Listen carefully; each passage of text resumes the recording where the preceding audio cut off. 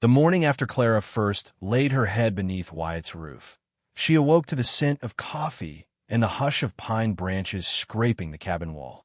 Eli and Martha slept heavy from full bellies, their little breaths steady, their faces softened into innocence she had feared they would never return to. She rose slowly, ankles still tender, and found Wyatt already outside, tending to his horse with movements precise and quiet. He did not greet her, but when his eyes lifted to hers across the early light, there was no judgment, no pity, only a steady recognition, as if he already understood more than words could carry. Life at the ranch settled into rhythm, though beneath it beat the uneasy drum of town gossip. Wyatt fixed the fences, Clara swept the floor, stirred beans, patched torn shirts. The children followed him through fields, learning to tie knots and gather firewood, their laughter a thin but growing thread stitching the hollow places in her chest. Yet whenever she stepped into town, shadows followed. Women drew their skirts closer. Men muttered that Wyatt Callahan had shackled himself to ruin. Clara bore the whispers silently, but at night, when her children slept, she would sit by the fire with her hands clenched in her lap, shoulders drawn tight as if she might fold into herself. Wyatt never asked what weighed on her, but he poured her coffee just the same, his silence making space for her shame to breathe without choking her. On Sunday, the church bells tolled. Clara hesitated at the edge of town, the children clinging to her skirts. She had not stepped inside since John's funeral. The stairs already burned against her back, whispering of disgrace, of curses, of a woman who had spurned Silas Boone and paid in sorrow. She almost turned away, but then Wyatt appeared beside her, his boots scuffing the dust. He offered nothing but his arm, a gesture so simple it startled her. She stared, uncertain, then placed her hand upon him.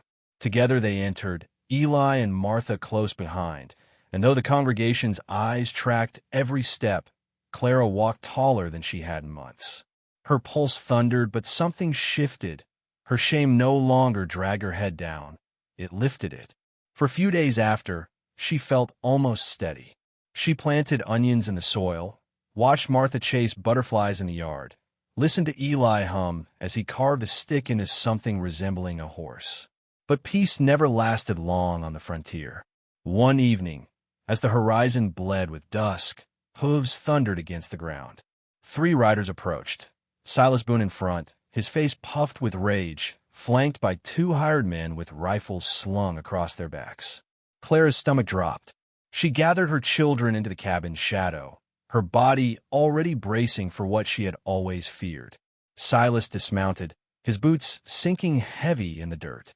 "Callahan," he sneered, voice thick as spoiled milk. "You've taken what's mine. That woman humiliated me before God and the whole town. She'll come with me tonight, or I'll take her by force." Wyatt stepped off the porch, shoulders squared. His face betrayed nothing, but the air between the 2 men bristled. "She's not yours," he said, his voice low but steady. "She owes me," Silas barked, spittle shining on his chin. "I'll not be made a fool twice." Clara's breath came shallow. Her children's fingers dug into her skirts. She knew what would come if she stayed. Heartbreaking as it was, she whispered to Wyatt, her voice breaking like brittle glass, "Leave me behind. They'll be safer if I go." His eyes turned to her then, sharp as iron. For the first time since she had met him, silence did not hold him. "No one takes what's under my roof." The words were not loud, but they rang with a finality that sent a shiver through the night. Silas roared, charging forward with his rifle raised. His hired men circled wide. Wyatt lunged, striking the first hard in the gut, sending him sprawling into the dust. The second swung his weapon, catching Wyatt across the shoulder, but Wyatt pushed through the pain, grappling until the rifle fell. They wrestled in the dirt, the thud of fists against flesh mixing with the terrified cries of children inside the cabin. Silas advanced toward the porch, his shadow looming, eyes fixed on Clara. She felt every nerve scream inside her. Behind her, the lantern burned on the table. Her hand shot out, grasping its iron handle. When Silas lifted his rifle but toward Wyatt's skull, Clara burst forward, flinging the lantern to the ground at Silas's feet. The glass shattered, flames leaping to life, hungry and swift. Silas cursed, stumbling back, boots kicking sparks that spread across the dry earth. The hired men panicked, retreating to their horses as fire danced between them. Wyatt, breath ragged, rose from the dirt, his face bloodied but unbowed. He stamped at the flames, Clara beside him, both of them beating the fire until smoke choked the air and sparks hissed into blackness. When at last the night quieted, Silas mounted his horse, his pride blistered raw. "This ain't finished," he spat, and galloped into the dark, his men trailing like beaten dogs. Silence descended.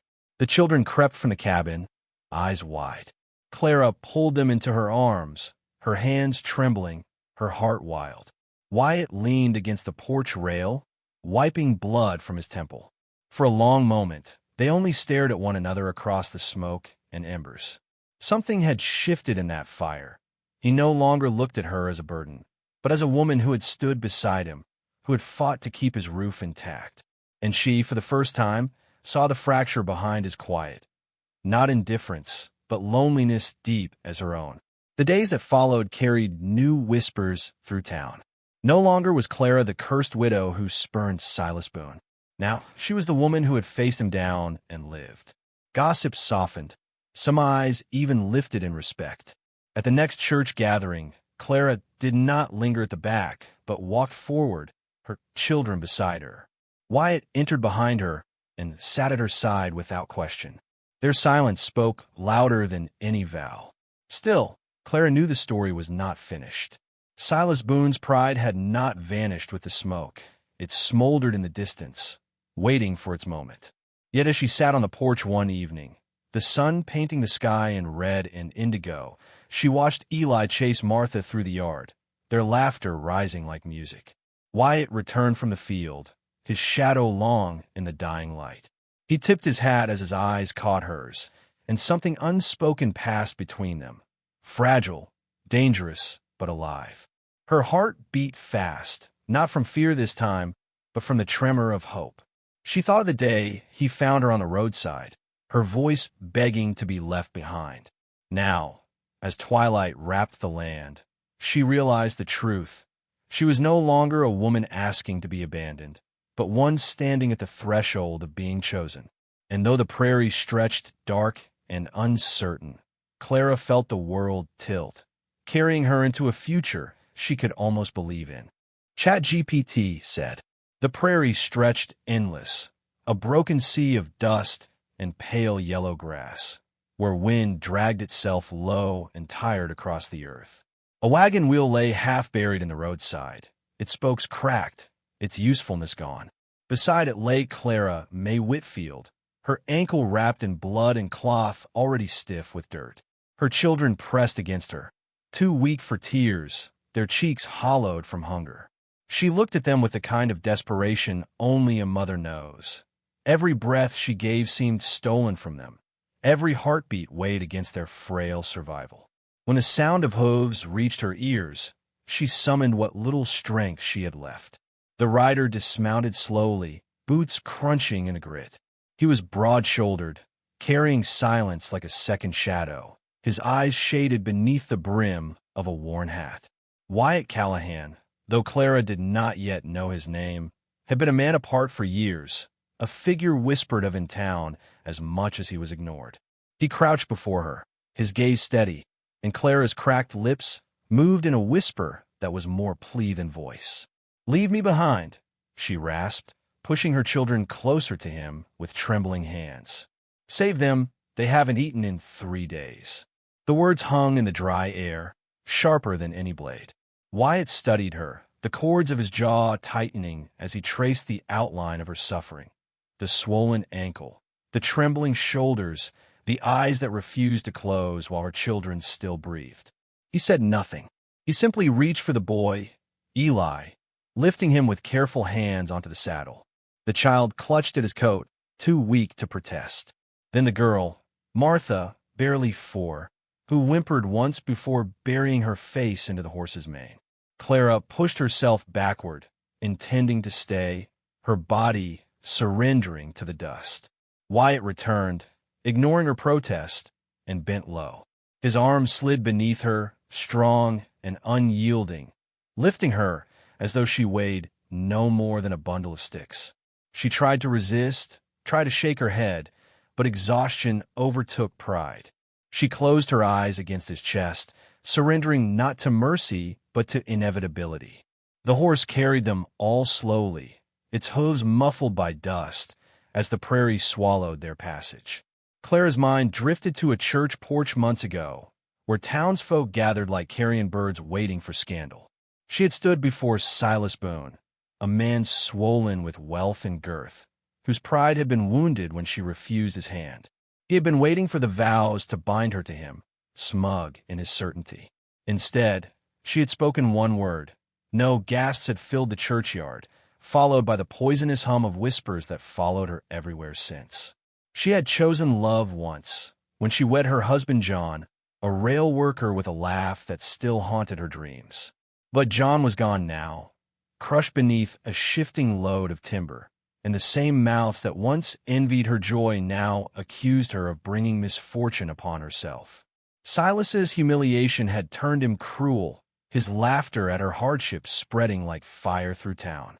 She felt that shame tighten in her chest as Wyatt led them into the town's edge. Clara tried to make herself small upon the horse, hiding her face, but eyes found her anyway. Whispers slithered across porches, mothers drew children closer, and a man spat on the ground as if to curse her passage.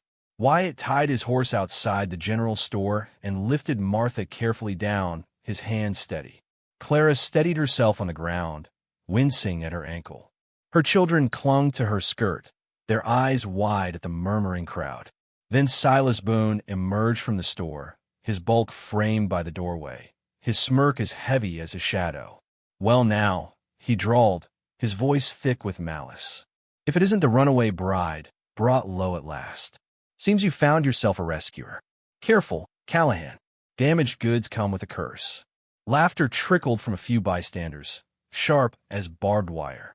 Clara lowered her gaze, shame burning her ears, but Wyatt did not move aside. His silence was heavier than words, his eyes cutting through Silas with a steadiness that carried no need for threat. After a long, uneasy pause, Silas shifted his weight and sneered, turning back inside. The whispers subsided, though they lingered like smoke. Wyatt returned to the counter, purchased flour and beans without a word, then gathered the children once more. By the time dusk fell, they reached his cabin, a weathered shape against the horizon, tucked between pines that leaned as though guarding it. Inside, the air smelled of wood smoke and leather. Wyatt set the food upon the table, and Clara, though limping, insisted on preparing it. Her hands shook as she measured flour, her eyes blinking against sudden tears when she saw her children eat, their mouths full for the first time in days. When they slept, curled upon a cot, Clara sat near the hearth, staring at the flames. She tried to speak her gratitude, but her voice caught. Finally, she whispered, "You didn't have to." Wyatt, seated across from her, said nothing. He only poured a cup of coffee, placed it gently in her hands, and leaned back, his gaze fixed on the fire. Silence filled the room, but it was not empty. It carried weight, possibility, the stirring of something that neither dared name. Clara felt her body ease for the first time since John's death, though her heart beat fast with fear of what tomorrow might bring.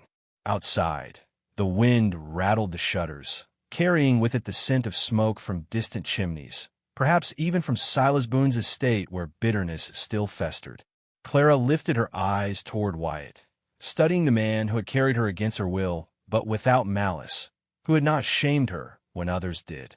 He sat as though carved from the earth itself, unmoving, untouchable, yet she sensed beneath his stillness a fracture, a loneliness that matched her own. Her children stirred in sleep, their breaths soft and even, a sound she thought she'd never hear again. The fire crackled, the silence stretched, and Clara knew, with a weight that both comforted and terrified her, that her rescue was not the end of her struggle. It was the beginning. For in town, eyes had already turned, and Silas Boone's pride burned hotter than ever. Tomorrow, there would be a reckoning.